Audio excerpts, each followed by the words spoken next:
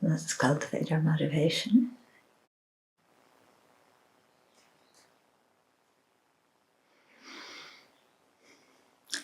And let's be aware of how often in our lives we get stuck on certain things. Yeah, we get an idea and we are just stuck on that idea. Or we want an answer to something and we get stuck. We can't go on unless we have an answer to that question. And so we often wind up putting our energy into things where maybe it's not so productive. Because getting stuck on some point, on some thought, can really consume a lot of energy, especially if it's a negative thought.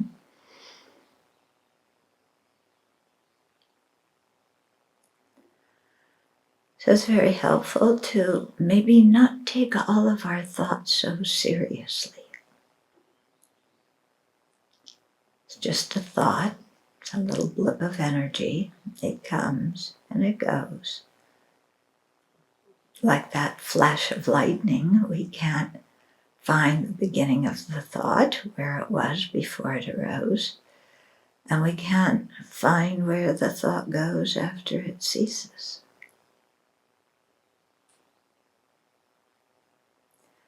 So our thoughts can be important, but they're not worth getting stuck on. They're just blips of energy. And especially the negative thoughts or the thoughts where we ruminate, go round and around and around.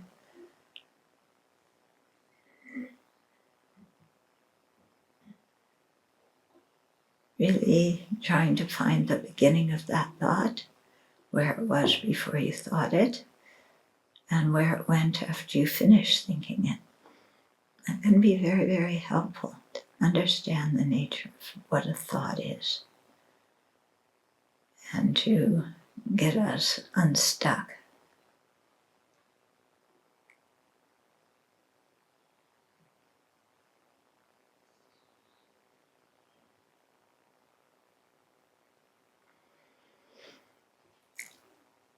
So all of this is part of learning to be flexible. And we encounter that challenge of being flexible many, many times in a day, in our life.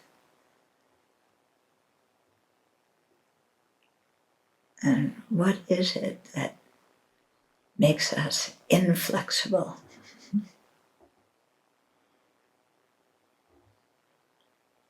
This is something to examine on your own.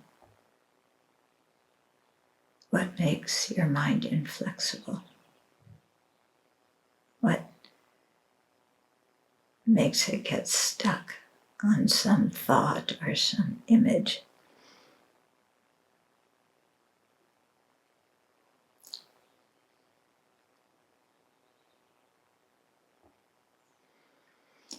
In any case, imagine putting all those things we get stuck on down, not feeding them,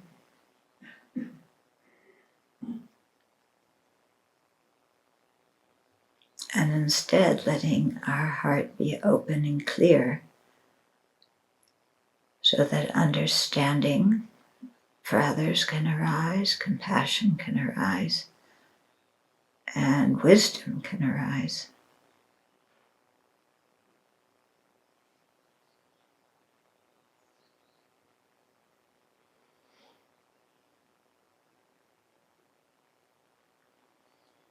And so may we familiarize our mind with these virtuous qualities, knowing that familiarization is different than getting stuck on something.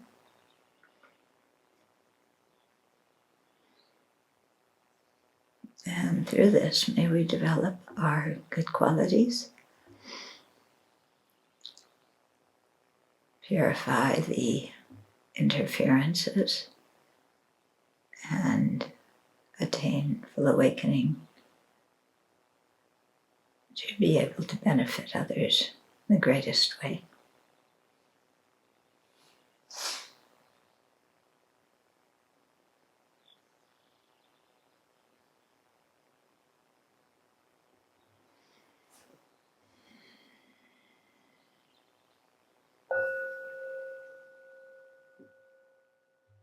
So, do you ever get stuck? Yeah. What's the difference between getting stuck on something and familiarizing yourself with a good quality? What's similar about those two things and what's different about them?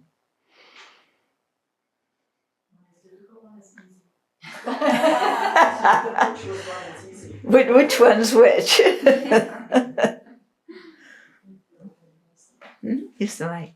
It takes effort to familiarize with something virtuous, and getting stuck is very easy. It's just a natural. It feels like an energy that just keeps spinning. Yeah. Yeah. Why do you think we get stuck like that? You say that whenever I ask a question. That's your answer for most of the questions I ask. Yeah. We do it for a long time, and we're just habituated. We don't think, we run on automatic. And then we get stuck on it can be anything, We can get stuck on an emotion. We could get stuck on, we have to know why somebody did something. And last week, it seemed to me that we got stuck on we had to know exactly when death occurred. Remember our long discussion last week about when is death? Okay? Because in Tantra, they say the clear light of death. And that clear light of death is when the consciousness is in the body. So is it really the clear light of death because you're still alive at that point? Yeah. Once you get to that point, there's no going back. Yeah. But there's no going back. But it's interesting. What do we define as what makes something death? Yeah. Because it seems like in different situations, death can mean different things. Yeah. So it could be in Tantra, it means one thing. Yeah. And in Sutra or philosophy, it means something else. Because the clear light of death, like for Ling Rinpoche, it lasted 13 days. So when did death occur? On the first day? On the last day? Yeah. And when do you go from dying to death? What is the moment that marks the transition from dying to death? In some of the philosophical texts, death is the having disintegrated of a sentient being who has died. Okay? So if death is the having disintegrated of a sentient being who has died, then wouldn't you think that the mind would have separated from the body by that point? If they have died, the mind is no longer connected to the body. Okay. Nagarjuna said death is the having ceased of a sentient being. Yeah, because when we die from one life, the sentient being of that life does not go on to the next life. Remember, there's the specific I and the general I. Yeah, so the specific I, that being, when we die, that human being has ceased. Okay?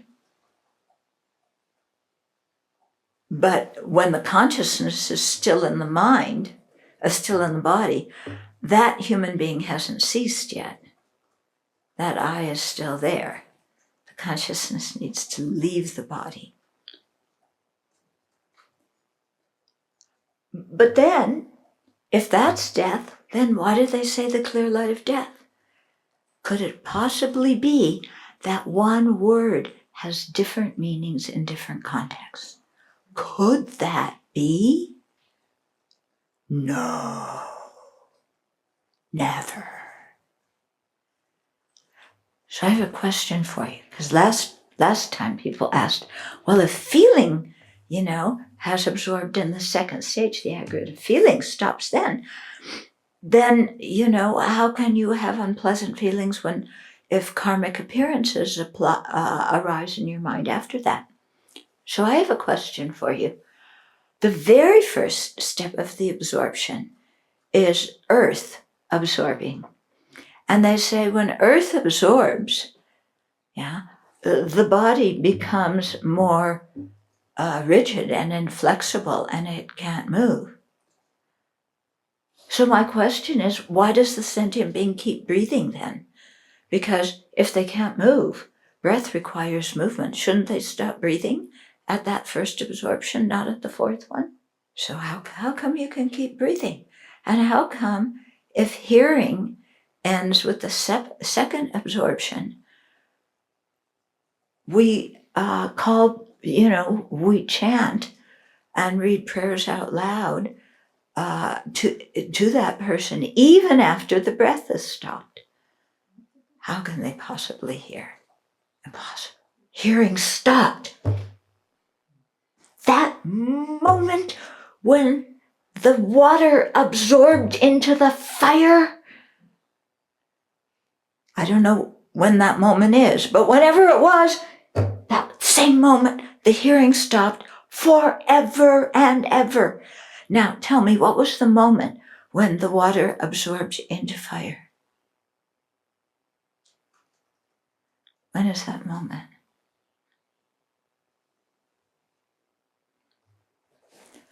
And I remember when Geshe Jambadekchok was doing an analysis, of a moment. Yeah, because we talk about things happening in a moment, and it means the amount of time it takes to do something. But sometimes it means one instant. Yeah. So he says, when is that moment? Okay, because a moment has three parts: a beginning, a middle, and a last part. Okay, I initially thought it had a beginning, a middle, and an end, because that's how we usually say it, don't we? Something has a beginning, a middle, and an end. But Geshe said, no, it has a last part, because the end is after the moment has ceased. Like death is after the consciousness has left the body. For some people. Maybe for other people, it's defined differently. Isn't that what we argue about in court? How to define different words? Yeah? I mean, that's what they're going to be arguing about with, the case of the police officers. Was that murder or was that not murder? They're arguing about if something fits a definition. Now, in law, you might have a certain definition, but I wonder if that definition includes absolutely everything and makes everything crystal clear.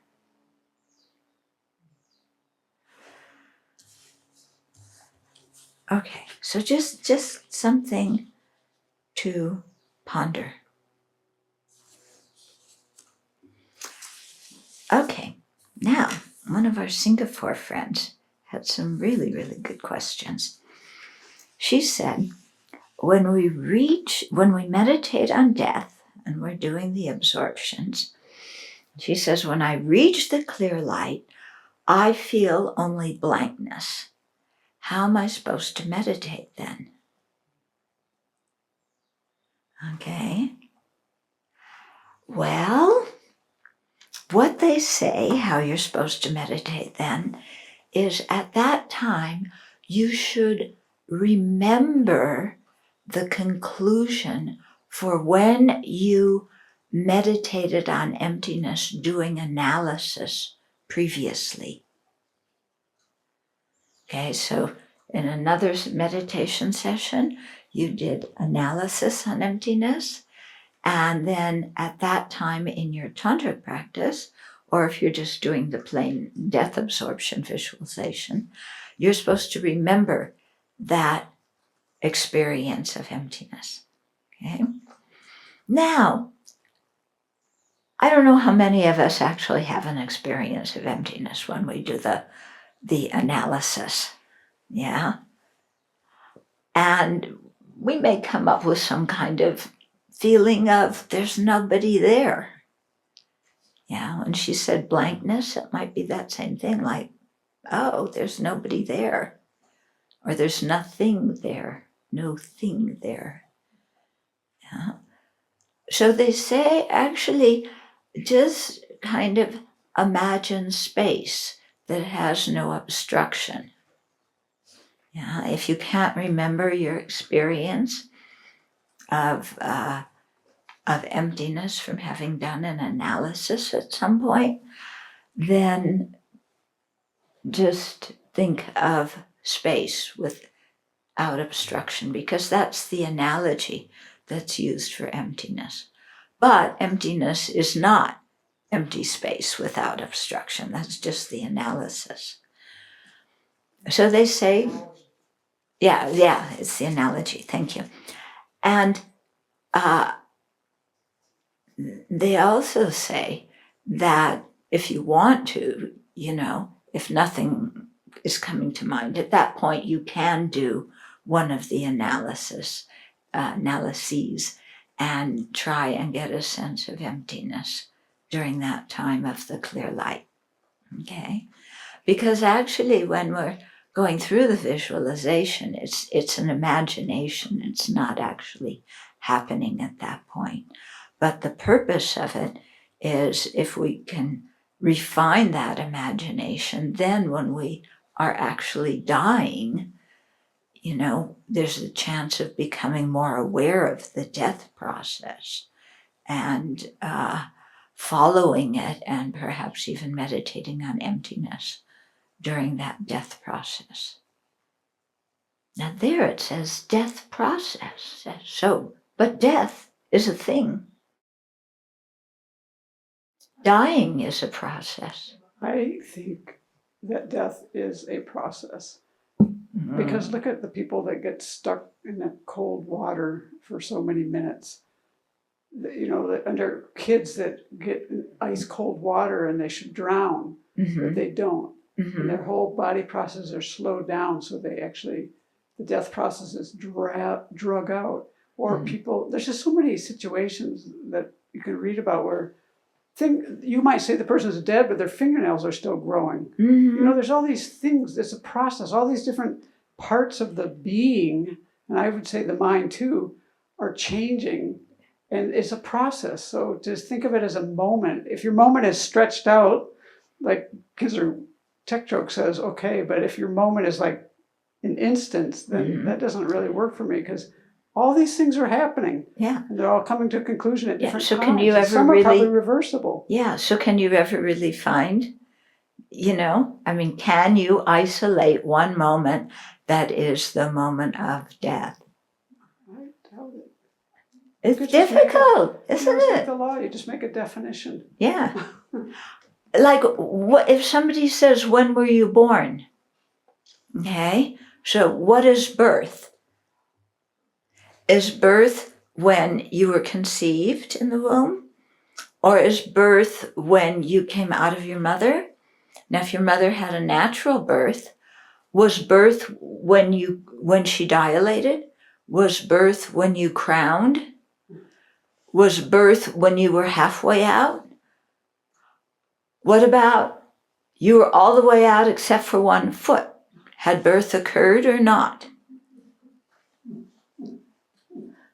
Okay, so when actually is the moment of birth?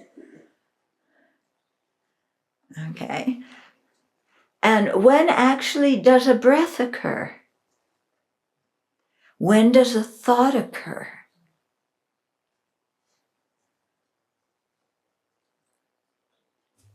Okay, so the thing is, we use words and we forget that a word is a designation, and we think it is something that is inherently existent, that we can draw a square around or a circle around, and that is it. Yeah. For example, when you say, I'm happy, what is happiness? How do you know you're happy? Yeah, how would you describe happiness?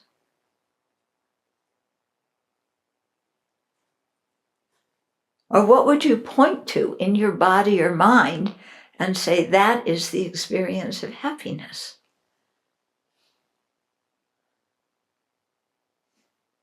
It's hard, isn't it? It's hard. How do you know when you're happy? How do you know when you're sad? How do you know when you're tired? Yeah. Like, I know I'm tired because I get a certain sensation in my eyelids. That's what tired means. That sensation in the eyelids. I can't tell you when it starts, and I can't tell you when it ends. But that's tired. How can a sensation in my eyelids be the meaning of tired? Yeah, I'm grouchy because I'm tired. I'm grouchy because I have that sensation in my eyelids. How can a sensation in my eyelids put me in a bad mood? Yeah. So it's very interesting to explore these things. Yeah. And try and see how words are only approximations. They are not the object at all. And they aren't even very good approximations. Yeah. When does a baby stop being a baby and start being a toddler? When they start walking. When is the moment that they start walking?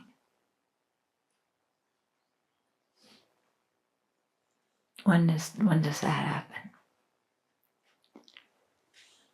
Okay. Anyway, think about it.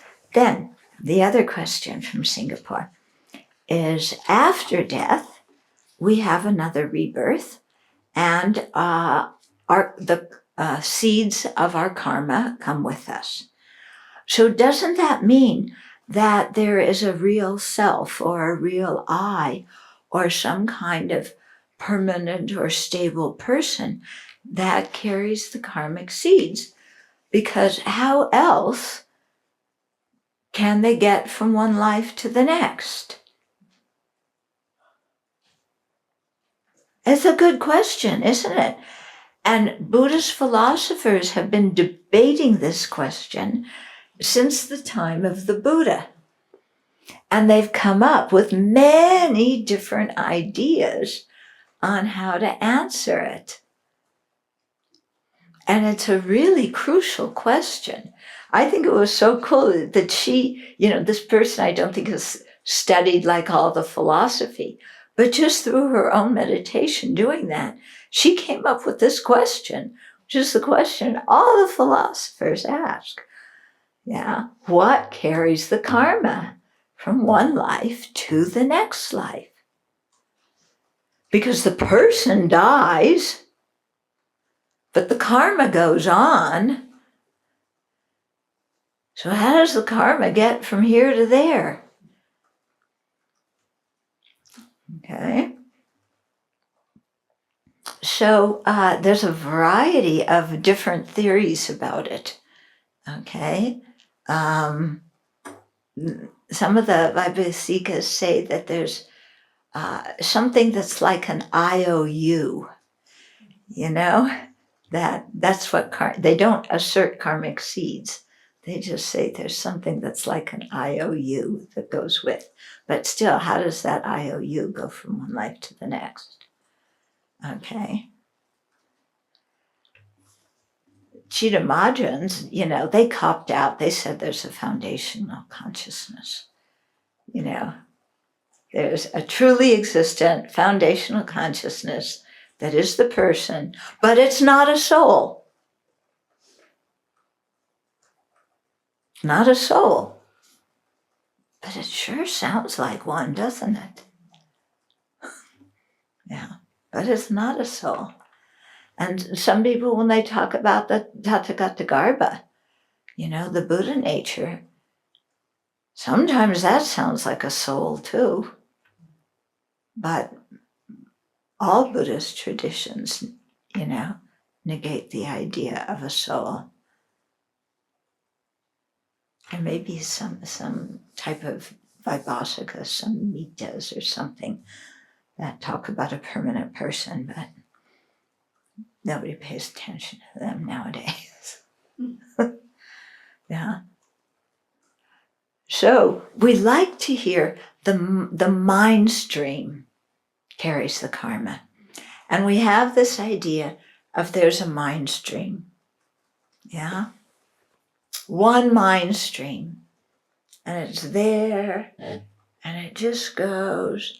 And somewhere in here we say death happens. We're not sure. And then something happens over here and it ripens. Yeah. Isn't that how we picture it happening? Yeah? Yeah. That's how we picture it happening. That's grasping at true existence. Yeah. But then we say, but the texts say the consciousness goes from one life to the next. That there's a continuity of consciousness. Because if there weren't a continuity of consciousness, then for sure the karmic seeds could never go from one life to the other, because the consciousness would cease once and for all at the death of one life, whenever that death was, but before the birth of the other life, whenever that birth was. Yeah. So if the consciousness ceased, then there's no way to carry the karma. But if the consciousness is just this mind stream, here it is, this mind stream, it's, kind of stable, isn't it? And it's mine. It's my mind stream.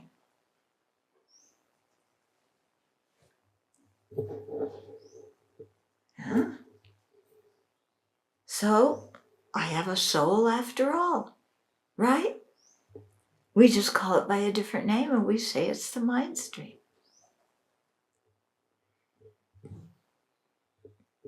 Yeah. What do you think Nagarjuna is going to say to that? You idiot! You haven't read my book.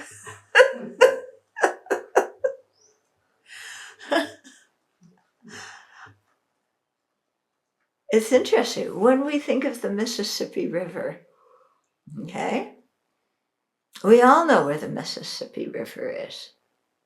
It starts upstream where? Kind of Minnesota someplace. Yeah. And then it goes down, it goes into the Gulf of Mexico in Louisiana, right? So there's the Mississippi River. It's one river, isn't it? One Mississippi River. There it is.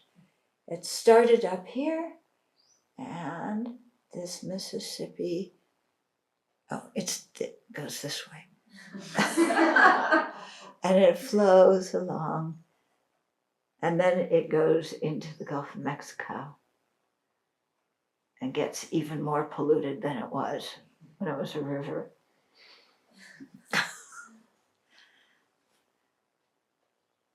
Okay, so we think of it as an unchanging river, don't we?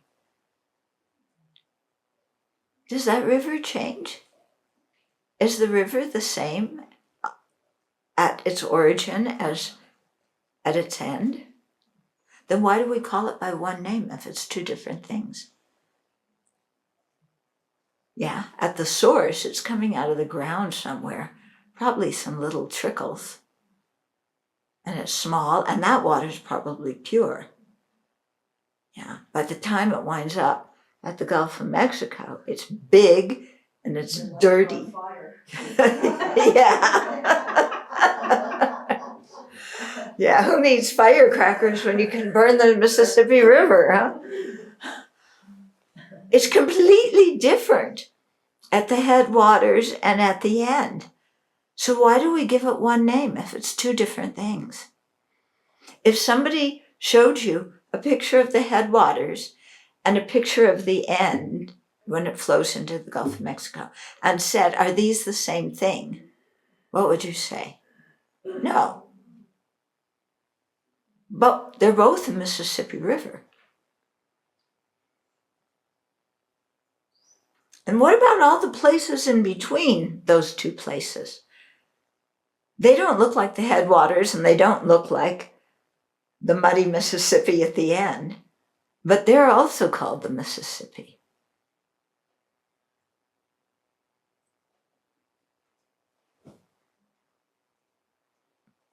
And we say the Mississippi carries leaves. If you drop a leaf in at the top, it might carry that leaf all the way down to the Gulf of Mexico.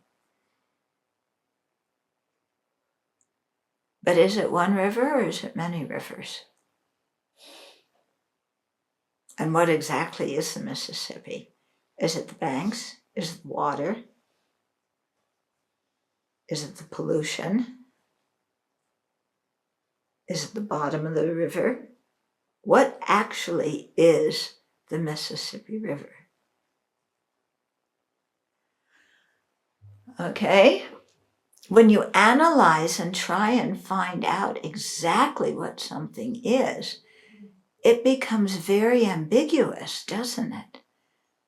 Yeah, we can't find something that it is it.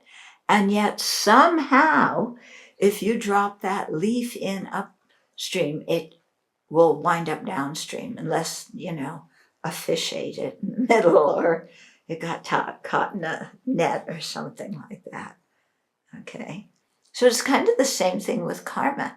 There's this continuity of consciousness, but actually the consciousness aggregate of one life ends, and then the consciousness aggregate of a new life arises.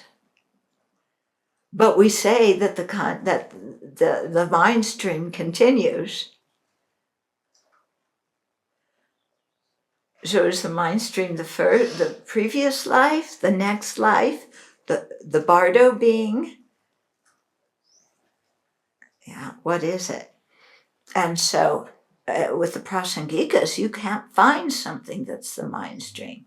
You can't find something that you can isolate and say is the mental consciousness. And that drives us crazy because we want to know what carries the karma. And then we hear the mere I carries the karma. Finally, now I know what carries the karma, the mere I. Oh, my anxiety has disappeared. I now know the right answer. The mere I carries the karma. Whew, I can relax now. I know the answer.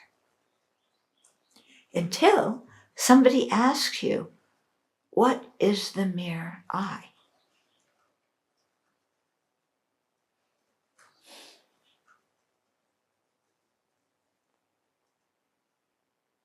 Huh? What is the mere I?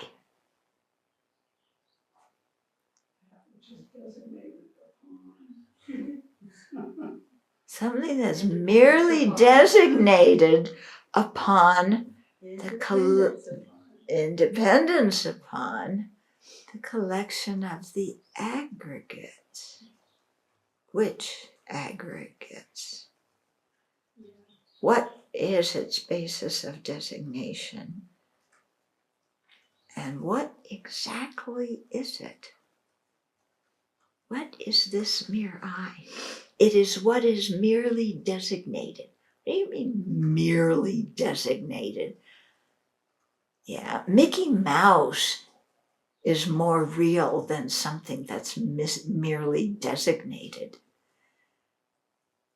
You know, I know who Mickey Mouse is, and I know who Cinderella is,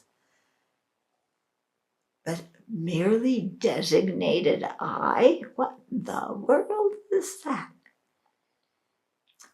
Isn't that interesting? You know, how we feel much more comfortable talking about Cinderella and Mickey Mouse because they're real. And the mere I drives us batty.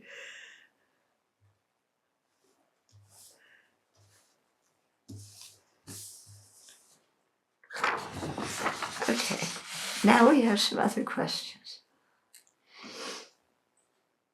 So, the first half of the page is about the time of death. No, actually about two-thirds of the page is about the meaning of death. So I'll leave it here, you can read it. Then another question is,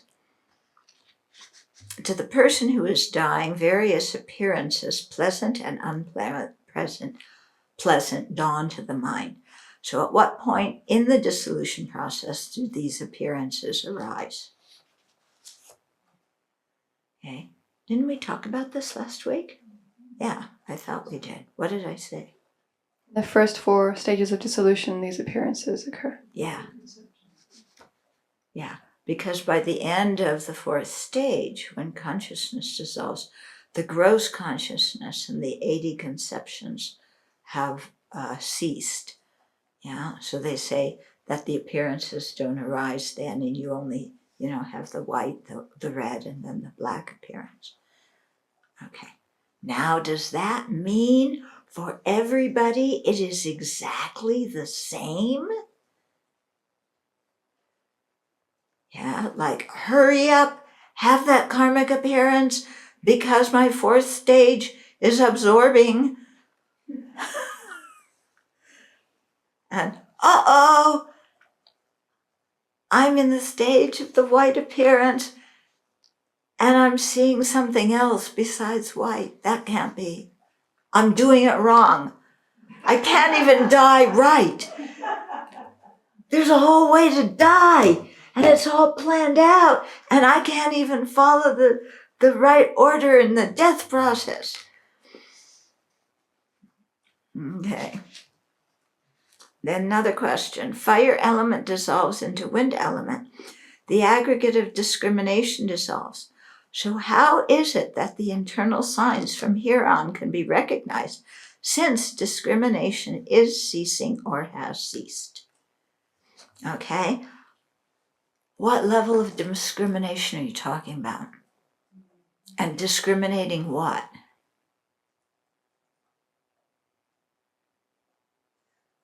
Yeah. And can you give an exact point where the aggregate of discrimination has absorbed? It's that exact point where the fire element dissolves into the wind element. And so at that point, your body's supposed to be cold. So that means one moment it's hot, next moment it's cold. And you can find that dividing line.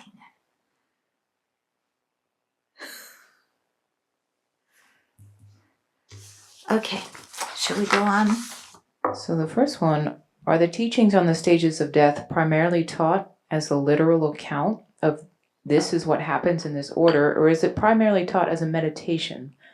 Contemplate dissolution in this order to familiarize and be able to recognize them in whatever order they actually unfold. I think both. But, things are going to differ from person to person and from death to death, because this is just a general outline, and so many other causes and conditions are at work here. Yeah, so they teach it as a meditation, but we meditate on it because they say that then if we're aware at the time of death, we can follow that process and meditate on emptiness. Okay. And then the second question is, could the karma just be carried in emptiness until causes and conditions present for it to form into a new set of aggregates? Well, it can't actually be carried into emptiness because emptiness is permanent. Okay? So it has to be something, and also because the table is empty, so would it carry on in the table's emptiness? No, in the mind stream's emptiness. Then you have to have the mind stream. Okay? But what in the world is the mind stream? And which mind stream carries it? At which moment? And what color is the mind stream? And how wide is it? Yeah? We have an image in our mind of the mind stream. Isn't that crazy? It's not even something physical.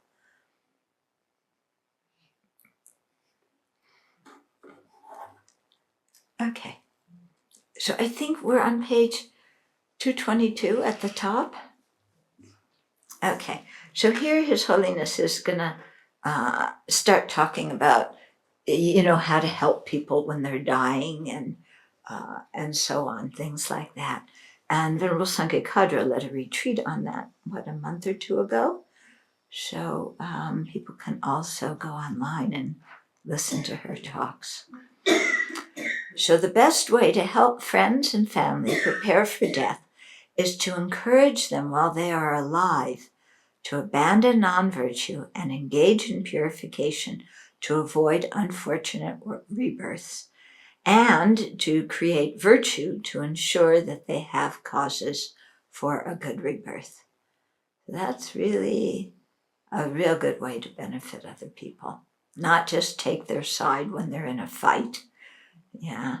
Not just say sweet words to them when they're down, but teach them how to abandon virtue and create virtue. Because that gives them a lot of power. But abandon non-virtue and create virtue. What did I say? Abandon virtue. Oh, I'm glad somebody's listening. So abandon non-virtue and create virtue. Okay.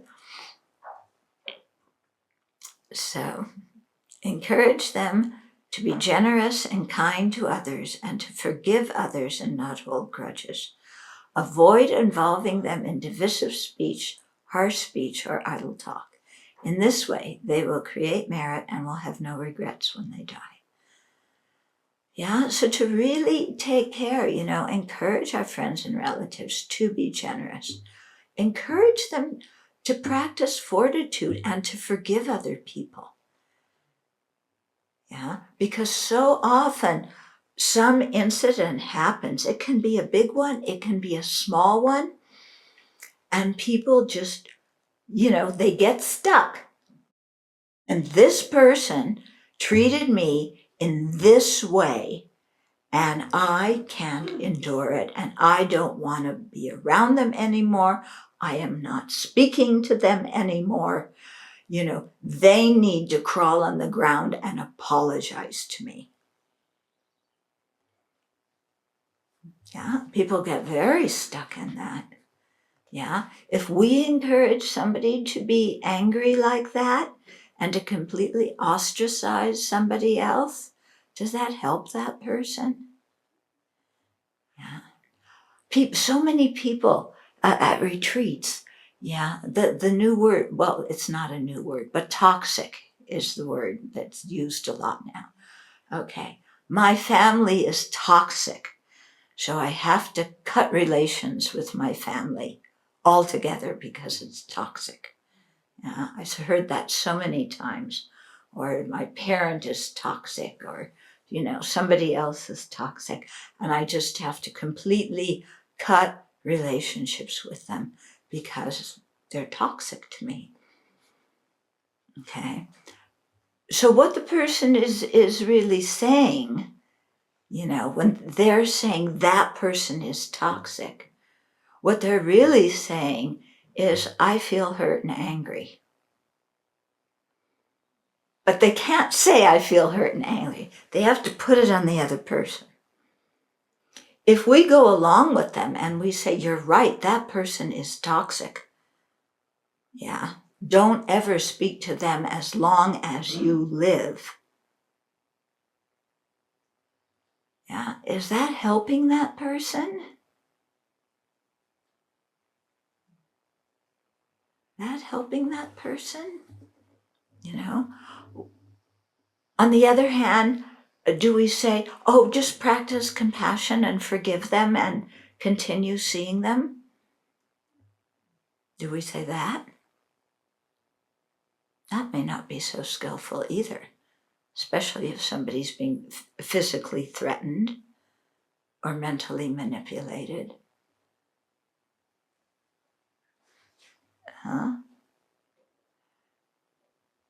So I think, rather than reinforce some people, because when somebody says they're toxic and I have to cut them out of my life, that's a mind that we keep noticing, that mind that doesn't like ambiguity, that mind that wants one right answer, that we never have to question, that we never have to change. Yeah. And I think in a case like that, yes, it could be your family dynamics may be really disturbing and unhealthy. And so for a while, you may need to take some space. Not because they're toxic, but because you need to figure out how you get hooked by that dynamic. Yeah. We need to figure out how we get hooked by the dynamic. Because once we can figure that out,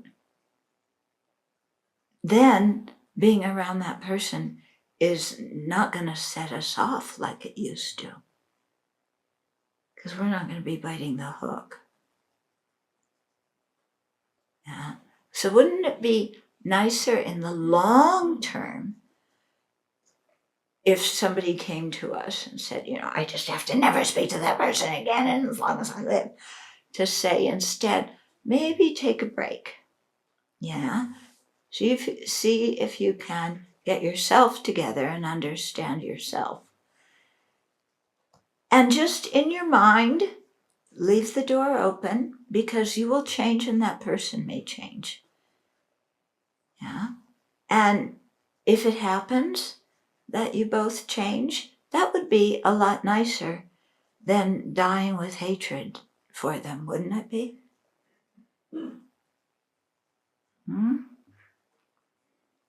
Okay.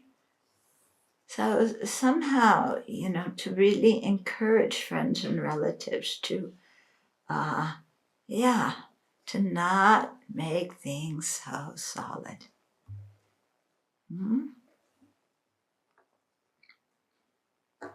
Yeah, I come from a family where people hold grudges from one generation to the next generation. I think I've told you some of that, but if I haven't, then come to the retreat on forgiveness.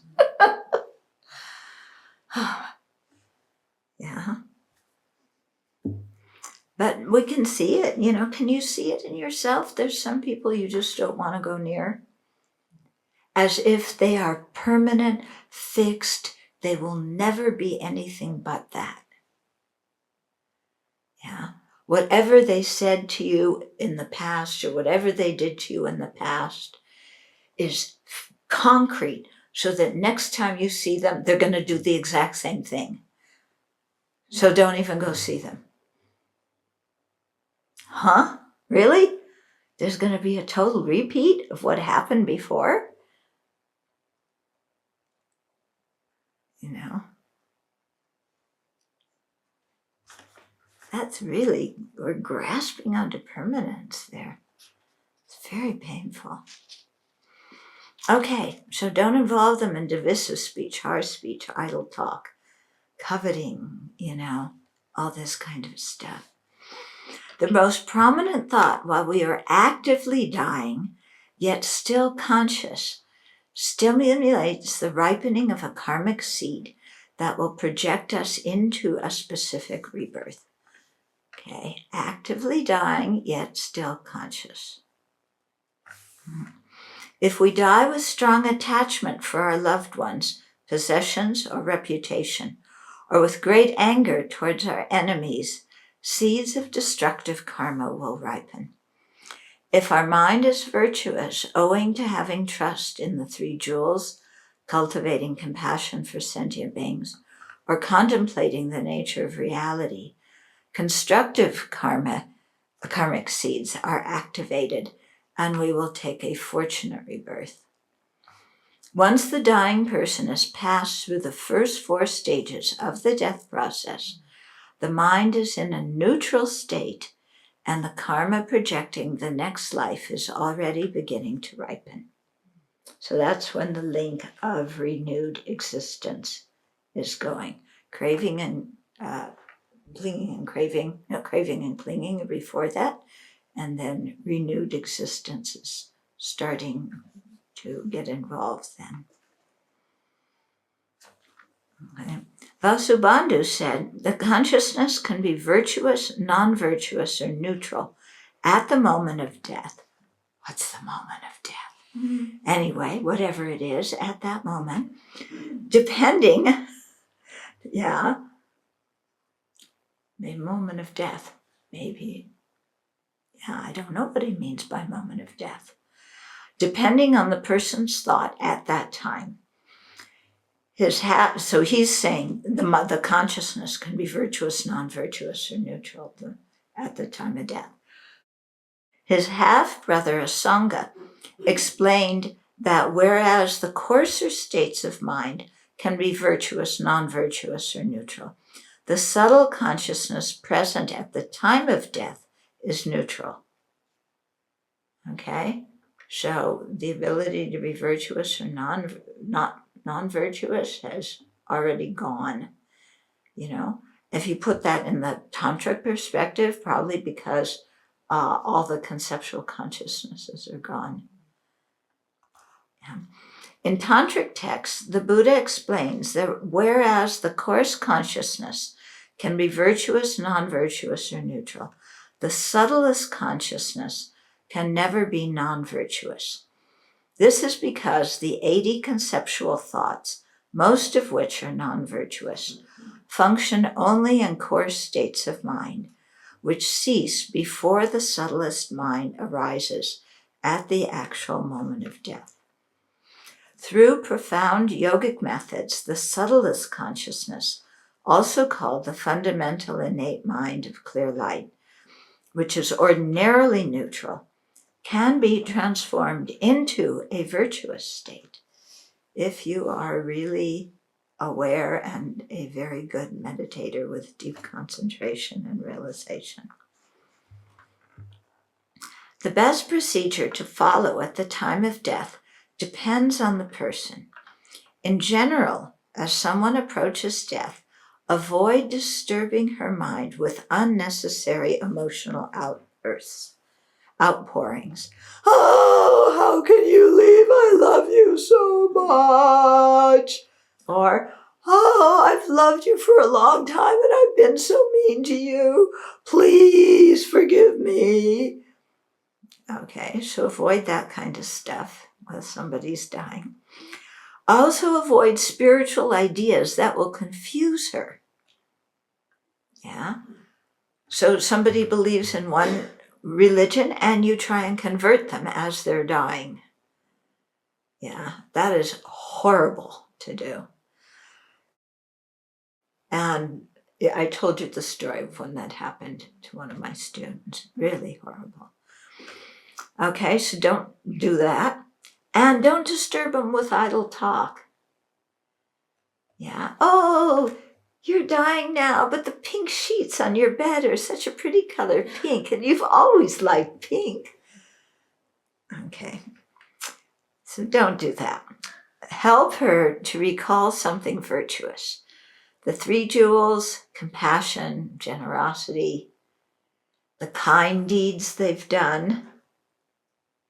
Yeah, the times when they have practiced fortitude and haven't held a grudge and have been kind to somebody who has harmed them.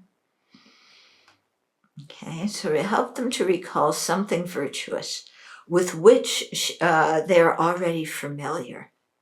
Okay. Encourage her to rejoice in her own and others' virtues. Yeah, so that's important, You lived a good life. Think of the people that you helped. Think of the people that you reached out to. Yeah. Even if you couldn't help them directly, think of the people who you wished well and what a kind mind you had. Okay, remind them of that. Encourage her to rejoice in her own and others' virtues. If she has no religion, gently speak to her about forgiveness, love, compassion, and hope, qualities that everybody appreciates and that will make her mind virtuous. Yeah, so you can speak about forgiveness at that late time, but actually it's better before somebody is really actively dying. If they have a terminal illness and, some kind of diagnosis, help them at that point to begin the process of apologizing to the people they need to apologize to and forgiving the people they need to forgive. Don't wait until the last moment. Yeah, because they won't be thinking clearly, and just even thinking of that person who they haven't forgiven could make negative feelings arise. So much better earlier on, kind of talk to them about just let go. Yeah. I was leading a retreat one time in North Carolina, and a woman, an older woman, came to see me, and she was telling me, let me remember exactly how the story goes. Yeah, she got some kind of venereal disease. She'd been married many, many years, long time to the same man. And she got some VD. And then she found out that her husband had actually been unfaithful and was sleeping with somebody else. And they were both old, at that time when she found that out. And she said, I forgave him because I don't want him to die with my anger on his head. Yeah. And I don't want to die with my anger on my head either. But I thought, what a compassionate intention that was, Yes, what he did was wrong, but I don't want him to die with my anger interfering with his life or with his death. Yeah, so she said, I just forgave him. Yeah. So that's the thing to encourage people to do. No matter what religion a dying person follows, encourage her to do the practices with which she is familiar. Encourage a Christian to forgive others, develop a kind heart, pray to God, and think of Jesus's benevolent qualities. Speak to a Jew, Hindu, or Muslim according to the beliefs and concepts of his religion. These are more familiar and comforting to the dying person and will facilitate his leaving this life peacefully. Never try to convert another person on his deathbed. That just creates confusion. That is not kindness. That is not compassion.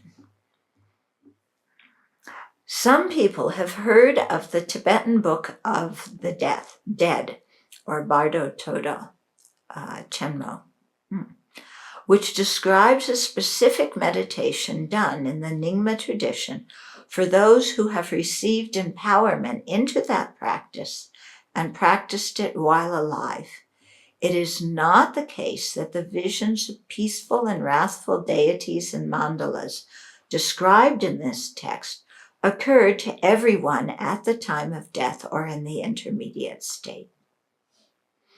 So some people in the West, because this was a book that was translated very, very early on, and it seems really mystical and magical, because somebody's dying, and in the first stage of death, you get this fierce deity, with so many arms and legs and wings, and they're trying to show you this and that, and then something else happens, and another kind of grotesque deity. And it seems, mystical and magical and far out. And so many people, a few decades ago, and I think even now, they said, oh, when somebody's dying, we read this book to them. Now, can you imagine? You're not a Buddhist, okay? You're trying to die, and somebody's telling you, be aware when you get the blue light sign, because you'll see this kind of deity trying to get you to do this and that. Somebody's going to freak out. Yeah. And anyway, it's not the case that everybody has these same visions. Yeah. So the text, the Bardo Todo, was written for people who took an initiation, did a specific practice, and needed to be reminded of that practice as they were dying. Okay. Practitioners familiar with the practice described in the Tibetan Book of the Dead may have those appearances after death and use them in meditation. Okay, that's if they're familiar with meditation while alive. Hearing this text could possibly confuse a dying person who is unfamiliar with that practice. Therefore, I recommend encouraging dying people to think of the religious figures and the qualities of the holy beings that inspire them personally, and to develop a kind heart towards all sentient beings. You can't go wrong with that. No matter what religion somebody is, no matter whether they're not a believer in any religion, talking to them about kindness, compassion, that you can never go wrong with that. Because that definitely relaxes their mind. It puts their mind in a virtuous state. It is not appropriate to introduce a complex meditation with unfamiliar and often fierce-looking figures to a dying person. Yeah. Buddhists can do a variety of practices while they're dying, depending on their level of practice. Remind a dying Dharma friend of a practice she is trained in and guide her through it if she wishes. Okay, so somebody may say, I feel a real connection with Chenrezig, and so when I die, please remind me of Chenrezig. Please remind me of the visualization of Chenrezig. Tell me to, request Chenrezig to, to help me take a good rebirth, to help me have compassion, Yeah. So you remind a person of what they've practiced, the virtuous thoughts that they've generated, things like that. Yeah. And they always say, some people remind them of their teacher. If somebody's a Tantra practitioner, remind them of their Lama. Yeah. And to make requests to their Lama at the time that they die. Okay. When it is our turn to die, we should likewise focus on a familiar practice. That's not the time to start doing a practice that you've never done. Yeah. It's just because you've heard it's a high practice. No, it's the time, whatever you've practiced and you're familiar with, that your mind can easily be transformed into virtue, then do that practice. Okay. Since our mental power and alertness decrease at the time of death and while we're dying, forcing ourselves or others to do a new practice at that time will be confusing. Beneficial practices for Buddhists to do while dying include taking refuge in the three jewels, which enables our mind to relax and rest in a virtuous state, which is conducive for the ripening of constructive karma, which in turn will propel our mind stream to take a good rebirth. So they say if you take refuge while you're dying, then there's no way negative karma can ripen, and throw you into a bad rebirth. So bottom line, take refuge.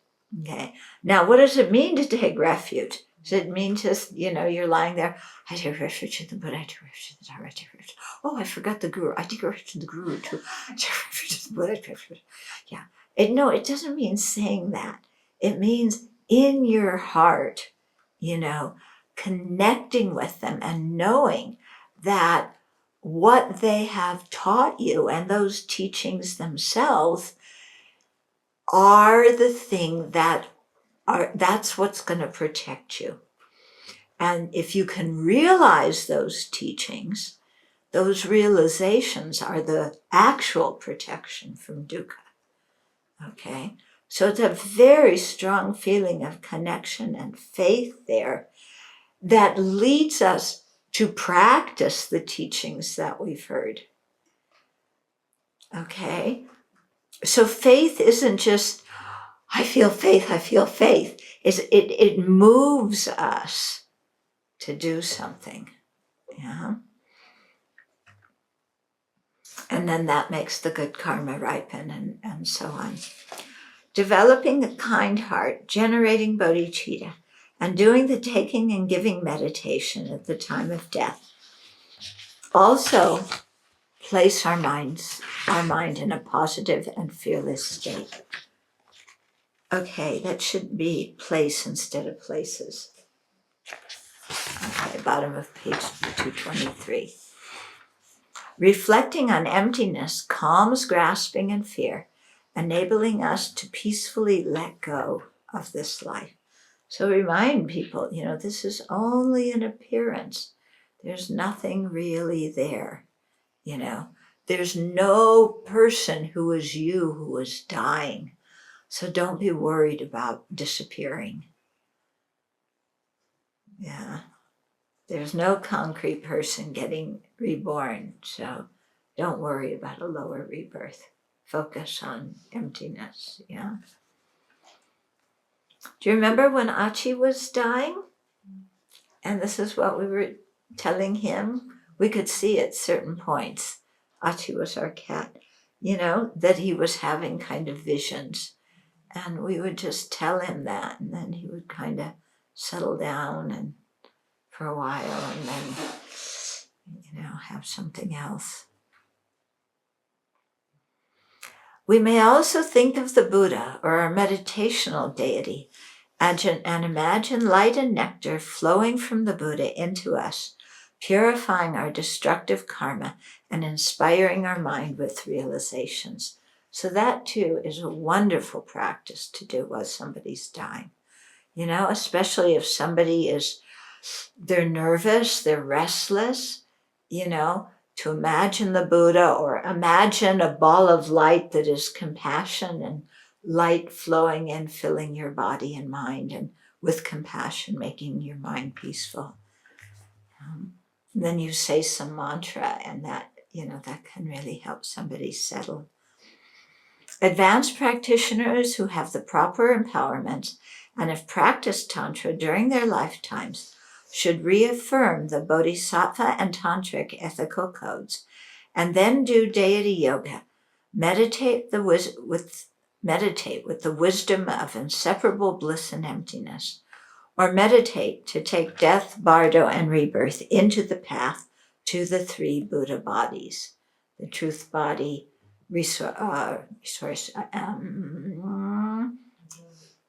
enjoyment body, and emanation body. Okay. We should dedicate all the merit we have created during our life for the awakening of ourselves and all sentient beings.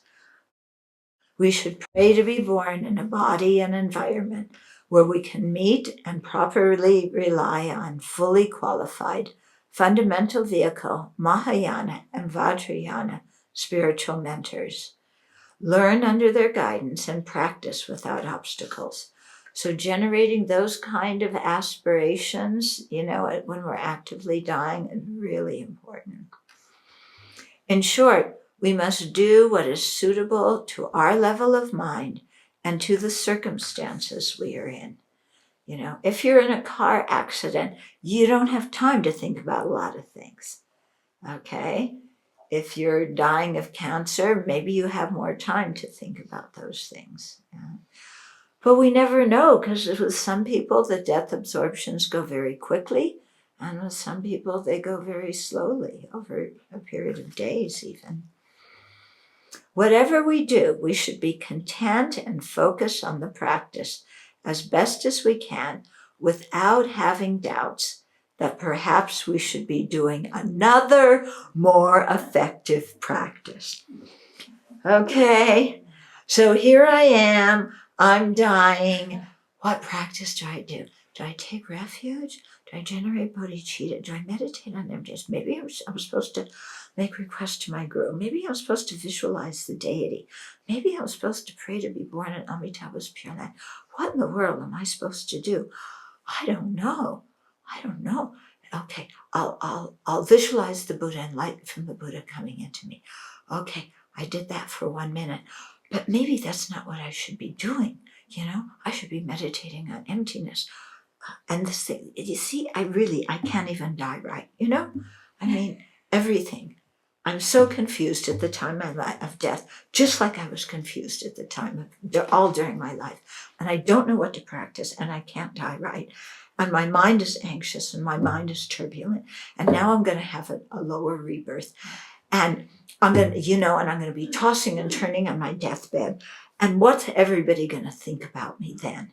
Because I'm supposed to be a good Buddhist practitioner, so I'm supposed to be dying very peacefully. But instead, I'm freaking out because I don't know what to practice.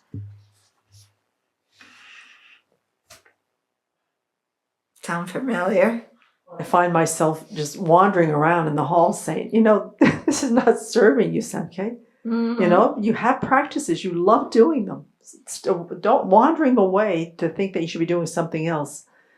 And to really understand that you're creating the causes to have your death experience right now. Mm-hmm. This whole thing about familiarization is just hitting me harder this year than I remember, And it's helping to track myself better, but that's a bad habit. It's just, I should be doing, just rolling through the book. Yeah. Whatever we're doing, it's not good enough. Okay, so they often say, we're studying, and we think, oh, I'm just studying. I'm not doing any good for society. I should be doing some volunteer work. So we stop our study program. We go do volunteer work. Then we're doing volunteer work. Why am I doing volunteer work? My mind's so crazy. I need to meditate and calm my mind. So we stop the volunteer work. Then we sit down to meditate. Then we're meditating. Oh, I'm so distracted while I'm meditating, and I don't know how to meditate. I should be studying. So we stop meditating. We go back to studying. We can't we can't just stick with something and trust ourselves and, accomplish something. There's always this doubt of I should be doing something different. I should be doing something else. I should have accomplished that. Yeah. I'm dying and I've only read 35 pages of volume 7, even though I've already read it a few times before, but I have to finish it before I die. So Lord of Death, you better go away for a while because I've got to read volume 7. But if I read volume 7, the volume 7 doesn't have all the meditations on how to refute the truly existent I. So I better read volume 8 instead, because that has all the meditations to do that. Yeah. We're crazy. In the Sutta on Reappearance by Aspiration, so this is a Pali Sutta in the Majjhima Nikaya, the Buddha offers advice on how to direct the mind towards the type of rebirth we seek. Okay, so he begins, and mind you, this is a Pali Sutta. Listen to what the Buddha says. Monastics, I shall teach you reappearance in accordance with your aspiration. A monastic possesses faith, virtue, learning, generosity, and wisdom. And he thinks, that on the dissolution of the body after death, I might reappear in the company of well-to-do nobles. Nobles there means Aryas. Okay, so he has that aspiration, on the dissolution of the body after death, may I reappear in the company of well-grounded Aryas. He fixes his mind on that, establishes it, develops it. These aspirations and this abiding of his, thus developed and cultivated, lead to his reappearance there. That sounds an awful lot like wanting to be born in a Pure Land to me. Yeah? Fixating on the thought, after death, might I reappear in the company of Arya beings? Yeah? Why do I want to appear in the company of them? So that they can teach me, so that they will inspire me. Yeah, where can I find so many Aryas? Yeah, Sukhavati. Yeah, so you fix your mind on that. And then you get reborn there. I found that fascinating to read that, yeah. But they also say, if when you die you're really cold and your mind fixates, I want something warm, I want something warm, I want something warm, you might wind up being born in the hot hells. So be careful what you aspire for. So this is an example. This is how it's explained.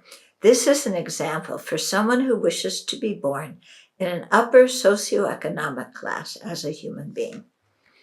The Buddha said the same for those who want to be reborn as various gods in the desire realm. Okay, but I think he's talking about rebirth and Sukhavati here. In all these cases, to intentionally direct our mind towards a specific rebirth, it is necessary to cultivate 5 qualities. Are these the same 5 that we heard in a previous quote? They're not the 5 powers. Faith, virtue, learning, generosity, and wisdom. Where did we come across that? Remember we were talking about that? Okay. Maybe we need to do a search and find in the book. Faith is confidence in the 3 jewels and the law of karma and their result. Virtue is the collection of merit created by keeping precepts, making offerings, sharing our wealth, cultivating fortitude, and so on. Learning is gained by listening to teachings, reading Dharma books, reflecting on their meaning, and discussing the Dharma with others. Generosity is based on lack of attachment to material goods and distancing ourselves from the eight worldly concerns. Wisdom is the wisdom understanding karma and its effects and the emptiness of inherent existence. Having cultivated these qualities and become familiar with them while alive, at the time of death, we generate a strong aspiration for a particular type of rebirth. So that should, during the dying process, yeah. So here you can see at the time of death doesn't mean that actual moment, it means the dying process, yeah. To be reborn in any of the four formless absorptions, we must attain that specific level of dhyana or meditative absorption as a human being. If we wish to be born in one of the pure abodes where non-returners dwell, we must develop, that's for fundamental vehicle practitioners, we must develop the unity of serenity and insight on selflessness and attain the fruit of a non-returner before death. If we complete the path to arhatship, we will attain the elimination of all pollutants at the time of death. Those wishing to be reborn in the pure land of Amitabha or another Buddha will generate that aspiration at the time of death, thus directing their minds to that rebirth.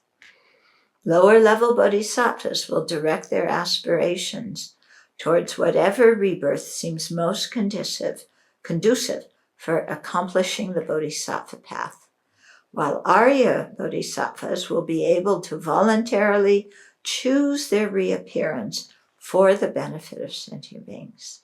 Having these precious instructions, we should do our best to implement them now in order to prepare for death. Since death is certain, but its time uncertain, let's be prepared. During the death process and for 7 weeks afterwards, meditations and prayers done for the deceased can positively influence their consciousness so that the virtuous karma the person has previously created will ripen. This is most effective when the people have a good karmic connection. For example, spiritual mentor and disciple, parent and child, relatives or friends.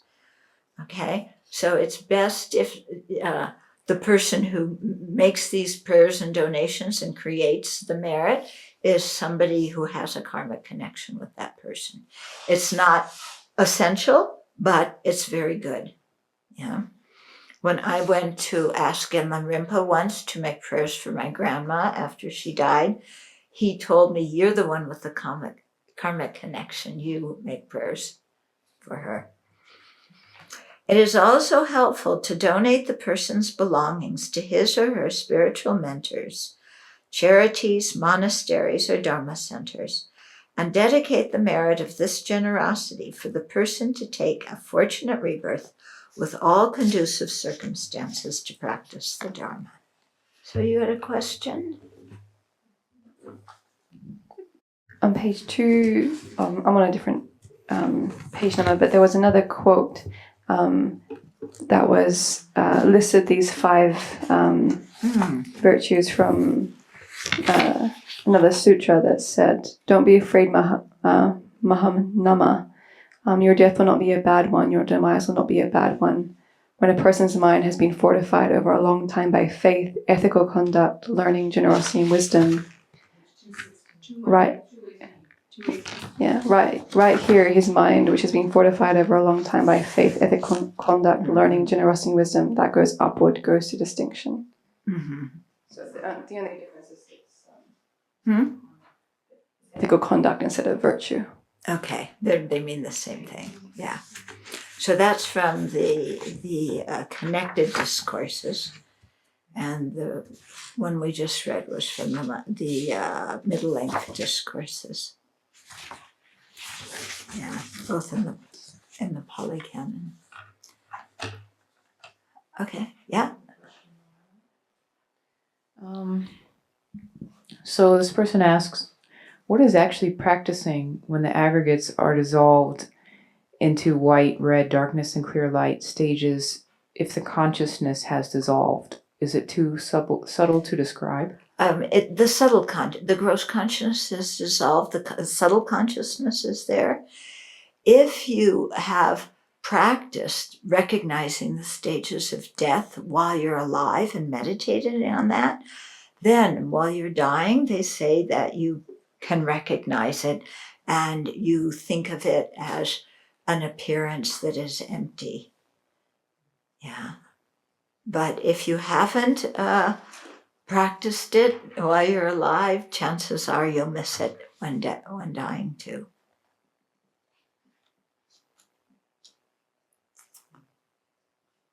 Yes. Okay.